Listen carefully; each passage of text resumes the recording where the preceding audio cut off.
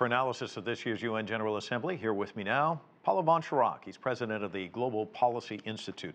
It's interesting talking to you in the hallway before we came out here. You look at all these, these veterans of diplomacy, and yet it was a young girl who really kind of stole the spotlight, didn't she? She really stole the show. Like her or not like her, that's the reality. In other words, this has become the global warming, General Assembly.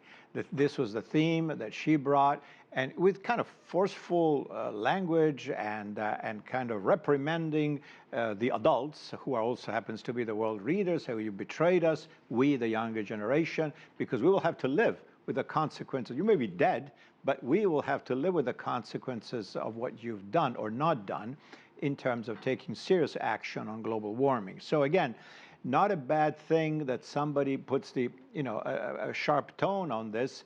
Very difficult to understand what the international community is capable of doing in terms of practical actions. We know that even if the Paris, Accord goals and targets that everybody pledged to keep and maintain and reach, even if all those are met, we're not out of the woods. So this is a very complicated topic, but certainly the fact that the world opinion riveted this young Swedish girl, on this, maybe it's not a bad thing, even though, she cannot obviously propose practical solutions that she can implement. But as you said, she can kind of light the fire under these diplomats. Absolutely. Definitely, I think just about everybody heard her message. Let me talk to you about this international body. It was created to maintain international peace and security, as we know, to foster friendly relations among nations. We saw some of that there.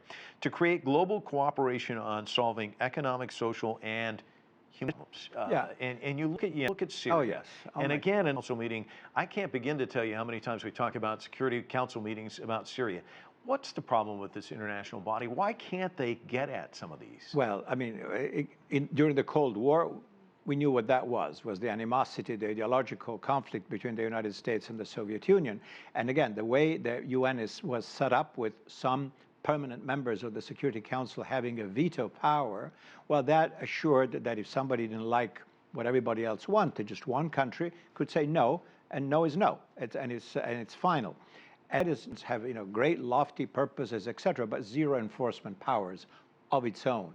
So in order to do something, especially on security issues, it needs the cooperation of the parties involved. And if one of them is not in agreement or has a sponsor, no, it's no. How many times Israel has been condemned and the United States vetoes it? And so that's the end of that. And now of course, the Cold War mercifully is over, but we still have ideological or other political animosities which pit on one side the United States and maybe other Western countries, and on the other side Russia, and in some cases China, that sees things in a different way and does not agree with the approaches of the West that have been sort of dominant for many years. That is unfortunately a recipe for paralysis, because if the big five cannot agree on fundamentals, basically nothing gets done. Yeah. That's the problem. It's interesting, you talked about disagreements between the U.S. and China and stark differences in these speeches. We heard Trump call out China and Iran. Also, kind of his vision, which is inward looking. Yes. And then you get Wang Yi, the state counselor, foreign minister, kind of outlining China's embracing of multilateralism, also saying that they're not going to be bullied. Talk to me about these visions, these stark differences. Well, look, Trump obviously is, to put it mildly, an anomaly in the tradition of U.S. leaders. Of course, we've got left and right, Democrats, Republicans, isolationists, interventionists, Bush, Obama, we got all that stuff. But Trump is in a world of his own, good or bad, as that's your pick. But basically the vision that he represents is this America first, like first we take care of our own. Okay, we do our own stuff. Then if we have time and money and resources, we may deal with other things. This has been the rhetoric. In reality, again, and the rhetoric is what takes place at the UN in this large fora that everybody's watching and listening.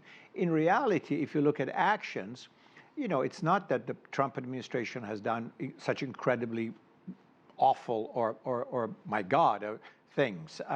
Look, on Iran, yes, he withdrew from the agreement. But on North Korea, arguably, he tried to open up a new avenue for dialogue that had failed under all other presidents, from Clinton onto Obama, with Bush, in the middle. So is he a war president?